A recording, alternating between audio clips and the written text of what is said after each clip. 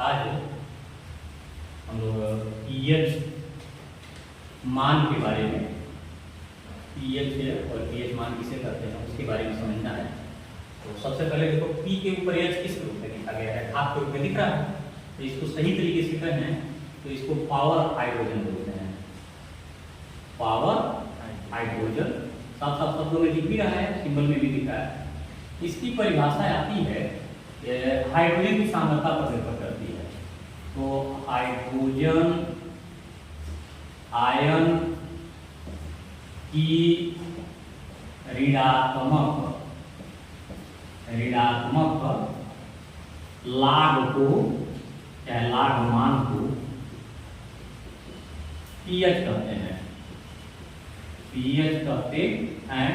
और इसको अगर ऐसे कहें कि हाइड्रोजन आयन की सांद्रता H पॉजिटिव है और ये जो बड़ा कुछ है वो सांद्रता को संकेत के रूप में प्रदर्शित किया जाता है।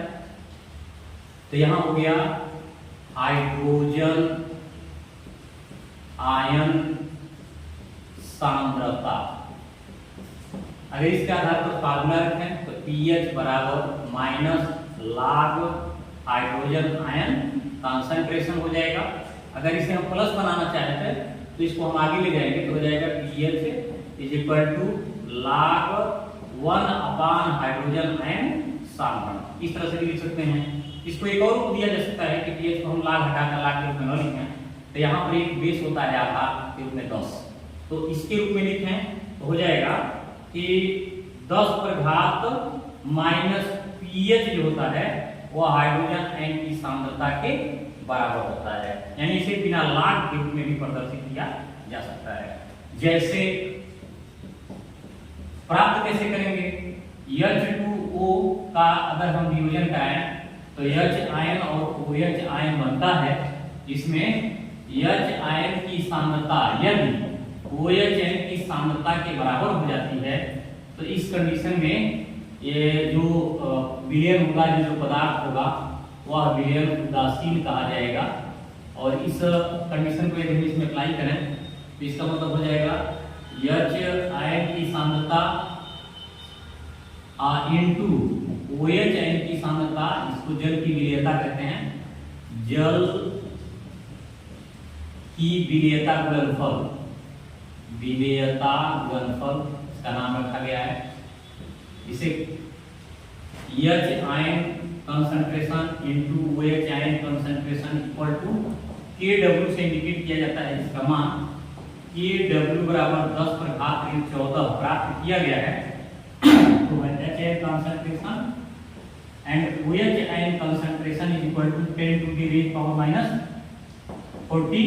इसको आधा है डिवाइड में तो हो जाएगा हाइड्रोजन आयन की सांद्रता बराबर OH आयन की सांद्रता, अर्थात या तो 2 हाइड्रोजन आयन की सांद्रता यहां लेंगे तो या तो ये हो जाएगा, इसको अगर इसमें हम रखें तो बराबर 10 पर घात 14 हो जाएगा, या दूसरा होगा 2 OH आयन की सांद्रता बराबर 10 पर घात ऋण।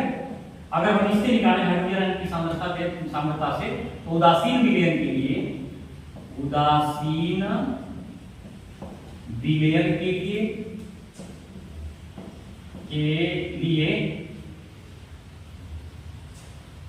पीएच का मान कितना होगा उसे गणना के लिए 2 हाइड्रोजन आयन की सांद्रता बराबर 10 पर घात ऋण 14, अर्थात यदि इसको हम इस रूप में देखें तो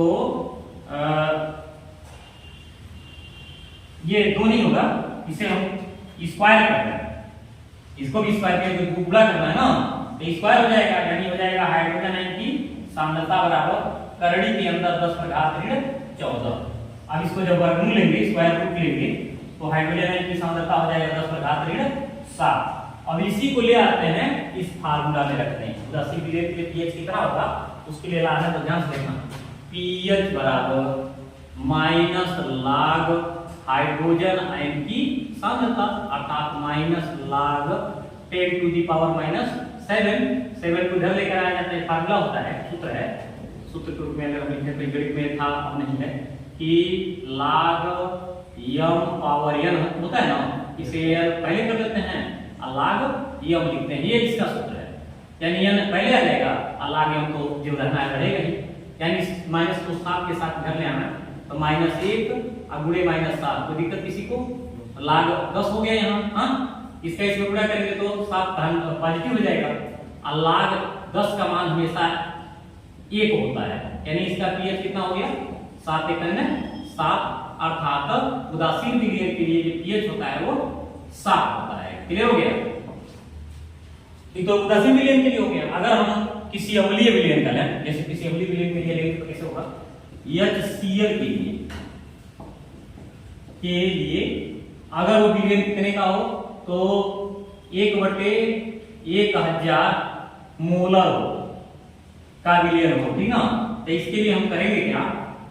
हाइड्रोजन आयन की सांद्रता इसके लिए लेंगे और 1/1000 m ले लेंगे, तो यह हो जाएगा हाइड्रोजन आयन की सांद्रता बराबर 1/10⁴ ना, 10⁴ हो जाएगा। ऊपर ले जाएंगे तो हाइड्रोजन आयन की सांद्रता बराबर 10⁻⁴, अर्थात जब इसको हम pH के रूप में बदलना चाहें तो यहाँ हो जाएगा pH बराबर माइनस के हिसाब से हमें तो इसका pH मान हो जाएगा 4, अर्थात अम्लीय विलयन के लिए यानी अम्ल के लिए pH का मान 7 से कम होता है, और क्षार के लिए pH का मान कितना होता है? हमेशा 7 से अधिक होता है। तो अगर हम निष्कर्ष निकालें यहाँ, सीधे सीधे गणना से नहीं, सीधे निष्कर्ष निकालें तो उदासीन हो गया यहाँ, उदासीन विलयन, अम्लीय विलयन, और एक हो गया क्षारीय क्षारीय विलयन, क्षारीय विलयन, क्षारीय की जगह क्षारीय लिख सकते हैं, क्षार विलयन, ये भी हो गया विलयन, यहाँ हो गया विलयन, और इसका मान होगा 10⁻7 के हिसाब से हो गया 7, यहाँ हो गया स्मॉलर देन 7 और यहाँ हो गया ग्रेटर देन 7, यानी ये 7 से ज्यादा कम होगा, ये 7 से कम होगा, तो ये क्षार में 7 से ज्यादा होगा, अम्ल में 7 से कम होगा। ये एक विलयन के गुण की व्याख्या करता है। इस तरीके से pH का मान लेकर के और pH की सहायता से विभिन्न प्रकार के विलयनों के प्रकृति को जान सकते हैं, नहीं नेचर उसका जाना जा सकता है कि वो विलयन अम्लीय होगा, कि विलयन क्षारीय होगा, कि विलयन उदासीन होगा। और सही तो यह है कि pH कोई मान नहीं है, pH एक स्केल है, इसको समझते हो ना, मापने वाला।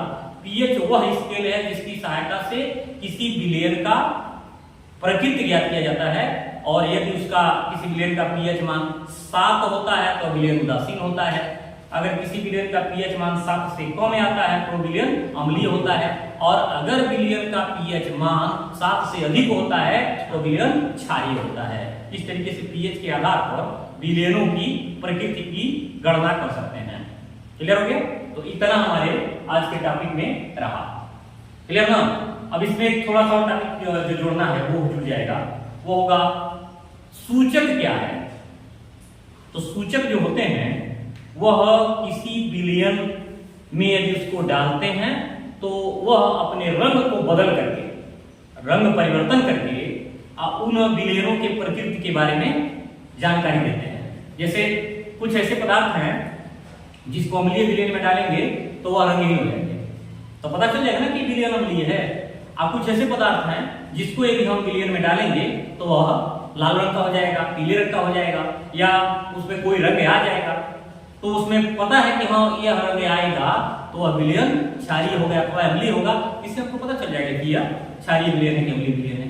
अर्थात सूचक वह पदार्थ होते हैं जिनकी सहायता से किसी विलयन में रंग परिवर्तन करके या रंग को उड़ा करके उसके प्रकृति की गणना कर देते हैं, उसकी प्रकृति को ज्ञात कर देते हैं। जैसे लिटमस पेपर याद आ रहा होगा, अम्लीय और क्षारीय विलयन में भाई नीले से लाल करता है, लाल से नीला करता है, वैसे मेथिल ऑरेंज है, उसी प्रकार एक मेथिल ब्लू भी होता है। तो इस तरीके से बहुत सारे सूचक हैं। फिनाफ्थलीन है, फिनाफ्थलीन भी अपनी सूचक की प्रकृति को प्रदर्शित करता है। इस तरीके से सूचकों का भी एक आइडिया होता है जिसको हम लोग सिद्धांतों में देख रहे हैं। तो सूचक सिद्धांतों में 2 सिद्धांतों से ज्ञात होता है, एक होता है क्विनोनाइड सिद्धांत और एक होता है जिसको हम लोग अंतर परिवर्तन का सिद्धांत कहते हैं, माध्यमिक यौगिक का सिद्धांत कह सकते हैं, उस सिद्धांत से उसको ज्ञात करते हैं। ठीक है, तो रासायनिक साम्य एक शब्द है, उस साम्य की सहायता से भी सूचकों की प्रकृति या उसके सिद्धांतों को ज्ञात किया जाता है। सबसे पॉपुलर होता है उसका फिनाफ्थलीन यानी क्विनोनाइड सिद्धांत, क्विनोनाइड सिद्धांत से उसको ज्ञात करते हैं। तो सूचक के बारे में भी आगे बताया जाएगा, लेकिन इतना एक आइडिया दे दिए कि तुम उसको समझोगे, थोड़ा सा समझ में आ जाएगा, तो उसका एक और छोटा सा लेक्चर दे दिया जाएगा। इन्हें एक सूचक यही होता है, और एक पदार्थ और आता है उसमें जिसको कहते हैं हम लोग उभय धर्मी विलयन, माने ऐसा विलयन जिसमें अम्ल और क्षार की थोड़ी सी मात्रा डाल देने पर भी उस विलयन की प्रकृति में कोई परिवर्तन नहीं होता है। जैसे हम बहुत सारी दवाइयां खाते हैं, तो दवाई खाएंगे, अगर वो मुंह में जाएगा तो वहां पर क्षारीय गुण होता है, मासे में जाएगा तो अम्लीय प्रकृति होती है, फिर ग्रहणी में जाएगा तो वहां भी क्षारीय प्रकृति होता है। तो इस तरीके से वह जगह जगह अपनी प्रकृति को बदलेगा नहीं, लेकिन ये कि उसका जो मौलिक रूप है वह अम्लों और क्षारों से बदलता नहीं, इसलिए उसको उभय प्रतिरोधी विलयन कहते हैं, जिसको बफर विलयन भी कहा जाता है। यानी बफर विलयन वह पदार्थ होते हैं या वह विलयन होते हैं जिसमें अम्ल और क्षार की अल्प मात्रा डालने पर उसके प्रकृति में परिवर्तन नहीं होता है। क्लियर? मैक्सिमम औषधियां इसी सिद्धांत पर काम करती हैं। एक अम्लीय बफर होता है, एक क्षारकीय बफर होता है। अम्लीय बफर क्या है?